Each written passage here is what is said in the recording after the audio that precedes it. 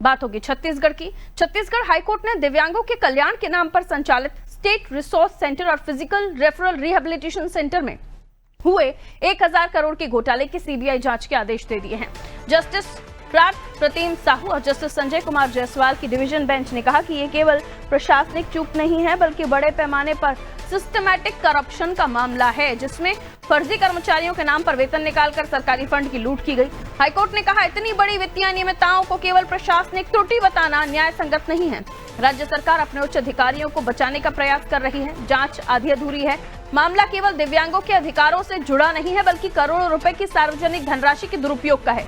निष्पक्ष जांच के बिना दोषियों तक पहुंचना संभव नहीं है। याचिका में पूर्व महिला एवं बाल विकास मंत्री रेणुका सिंह, रिटायर्ड आईएएस विवेक एम.के. राउत समेत कई नाम शामिल हुए। हाईकोर्ट ने पूर्व मंत्री रेणुका सिंह के खिलाफ कोई आदेश नहीं दिया है क्योंकि याचिका में उनके खिलाफ स्पष्ट मांग नहीं थी। वहीं बाकी अधिकारियों पर जांच की तलवार लटक रही है।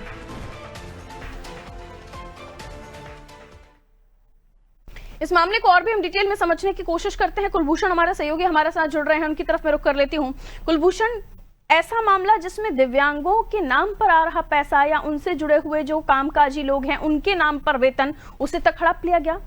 कई सारे करोड़ों रुपए का ये पूरा मामला है जिसको लेकर कोर्ट भी संवेदनशील दिखाई दे रहा है। साफ तौर पर कहा गया कि अधिकारियों को बचाने की कोशिश की जा रही, किन्हें बचाया जा रहा है, कौन सूली पर चढ़ेगा, कौन जिम्मेदार है इन सब चीजों का। रेणुका सिंह, जिनके खिलाफ ये कहा गया है कि याचिका में स्पष्ट नहीं है, तो उनके खिलाफ कोई आदेश नहीं निकला है। क्या है पूरा मामला, जरा डिटेल में समझाइए। जी देखिए, ये 2012 बनाया गया था। फिजिकल रिपेयर रिहेबिलिटेशन के नाम से, पीआरआरसी के नाम से पूरी संस्था बनाई गई थी।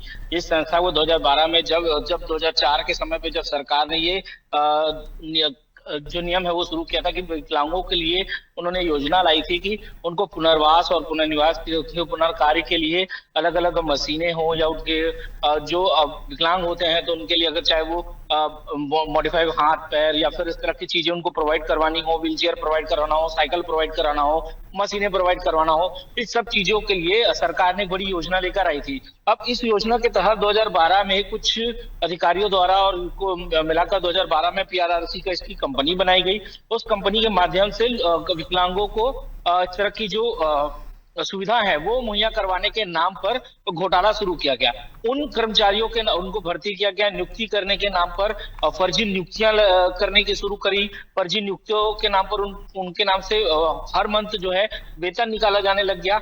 जब लंबे समय के बाद जब उनकी याचिका करता है, उन्होंने जब इसको लेकर जब अपनी याचिका लगाई है तो उसको तब जाकर इस चीज का खुलासा हुआ कि आखिर उनकी जो है वो नियुक्ति उस पीआरआरसी में है ही नहीं, ना वो उसमें काम करते हैं, और तो भी उनके नाम से जो है हर मंथ पैसे निकाले जा रहे हैं।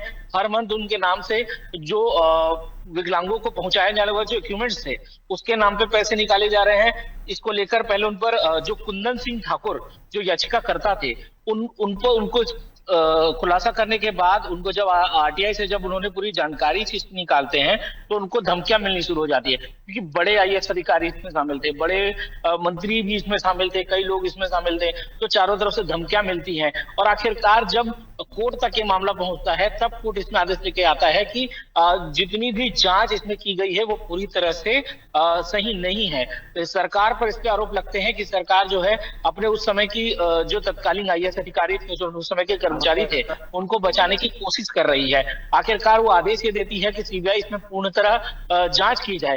जांच करने पर अब जो की जांच शुरू हो रही है और अब तक के जो घोटाले अब तक के सामने आए हैं, 1000 करोड़ से भी अधिक के घोटाले हैं, वो भी ऐसे लोगों के नाम पर जो विकलांग है, जिनको चीजें मुहैया कराई जानी थी उन तक वो पहुंची नहीं।